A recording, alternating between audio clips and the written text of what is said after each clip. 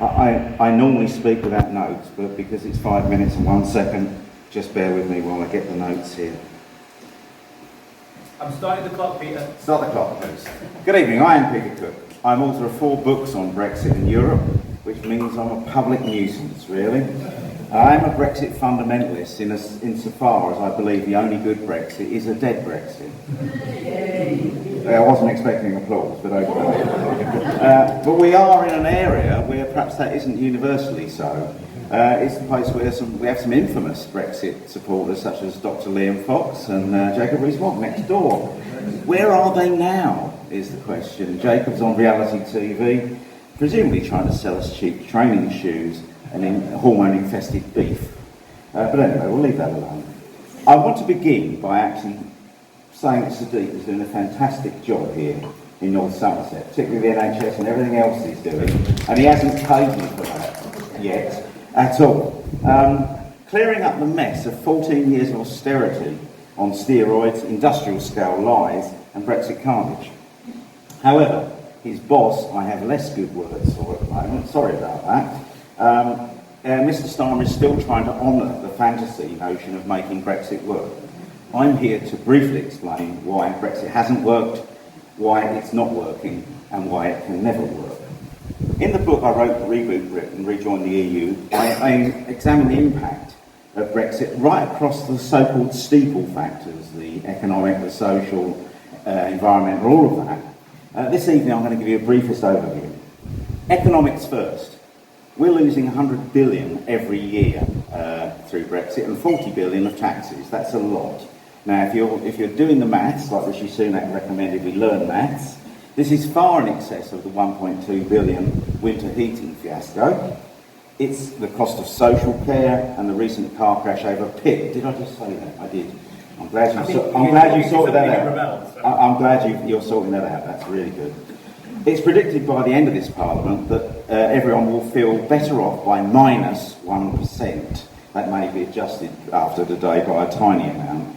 I mean, there is a huge legacy to fix, so let's be honest about this, but we can't talk about growth without, Rachel Reeves can't talk about growth without mentioning the Brexit elephant. In terms of social impact, Nigel Farage has only mentioned Brexit twice in Parliament since he's been an MP. This is quite surprising when you consider how much he mentioned it before. Instead, he wants you to think about boat people, gypsies, rapists, gypsies, tramps and thieves there, I suggest. The truth of the matter is that 90% of people coming here are perfectly legal. And of the 10%, just a few of them perhaps are criminals, and they should, of course, be sent back or go in prison. There's no debate about that at all. I'm glad to see that is being sorted out slowly. So although it might take a little while for some other people to catch up with that one. So yeah. Of course, all of this was much easier to do when we were in the EU, paradoxically. Now we have to pay France to police the beaches, and since we're quite near to Portishead, you'll know how many policemen you need on a beach to find a migrant down a great big coastline, and it's an impossible task. It's futile. But anyway, we've got to do it because it's important. So people are rightly cross at the cost of housing immigrants in hotels when most of them do not need to be in hotels. This is a problem born of a Home Office that simply kept them in the system, and that again is being sorted out gradually. So the massive backlog is the problem rather than necessarily people living in converted hotels. Environmentally, since we are in Somerset, Brexit is a tragedy in slow motion. That's important because we don't notice it. Farmers know this because we've signed deals with New Zealand for land, and we will eventually have to succor to Donald Trump, Big Daddy, so to speak, which will mean we'll have to eat his poor quality meat. That's not a metaphor, by the way, and ultra-processed foods. Brexit is the root cause of a lot of things we're worried about, and things like the cost of living, the NHS, staffing it, and all the other things.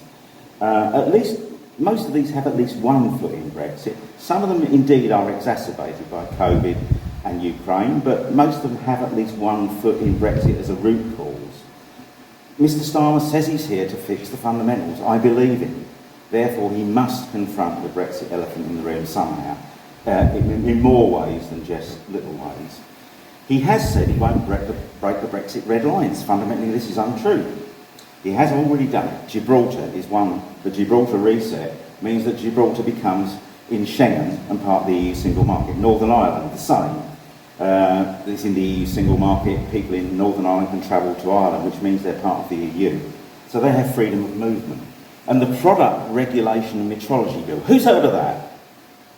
Blimey, you get on the wall. Catchy name, isn't it? What it means is that we're going to align with EU standards. There's only 2 out of about 1,600 we diverged, I read from the Home Office over the last few years. And remember that Boris said we'd take back control of our laws, borders and money. In fact, we're poorer. We have altered just 2 laws out of 1,600 and we have more immigration as a result of Brexit. So to use the well-oiled phrase, go compare. But these aren't Brexit betrayals, they're pragmatic actions by this government to try and repair the damage. All I'm saying is it's not enough. I would say that, of course. If we rejoin the EU, we can look at growth by recovering some of the 100 billion we're losing every year. We can deal with the massive deficits in employment in certain critical sectors, such as farming, care, NHS and so on. We could deal with the question of immigration more fully and properly on a European-wide basis, rather than having to be at the mercy of the EU as a third country. So, in conclusion, as I started, the only good Brexit is a dead Brexit. Starmer's death by 1,000 ameliorations is still death, and following the metaphor into real life, I'd rather be killed quickly, which might happen here tonight. I hope not, but not by these good people, obviously, than have a slow death. That would be terrible. Britain is better than this, basically, having left the EU only to find we're now at the mercy of the orange psychopath, formerly known as Donald J. Trump. I believe we must apply to rejoin the EU as a priority to fix the ills that have now become apparent. Most people didn't know what they voted for in 2016, me included. Now we do. We must have the courage to actually change our minds. That's it. Thank you. Thank you, Peter.